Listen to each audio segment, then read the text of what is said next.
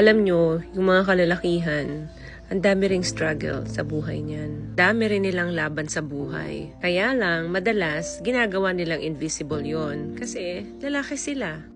Train sila na itago yung mga struggle nila. Kaya ang pinakakailangan ng lalaki sa isang babae, dun sa kapartner nila, is really the grace and the understanding. Kaya kahit na sa tingin nyo, hindi yun yung best nila para sa inyo, bigay nyo pa rin yung appreciation the way you love them. Gustong-gusto nila yung nag-spend time kayo together nang hindi nyo muna pinag-uusapan yung mga problema, yung kayo lang talaga, walang iba, walang issue.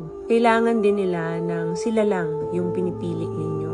Tulad din ng gusto natin yan na tayo yung palaging pinipili, tayo yung palaging pinapriority. Sobrang ibang-iba yung pakiramdam nila pag ganun. Ang saya-saya nila. Ramdam na ramdam kasi nila yung pagmamahal nyo at yung pag-aalaga nyo sa kanila. Then sasabihin mo sa kanya yung, I'm so happy to be in love with you.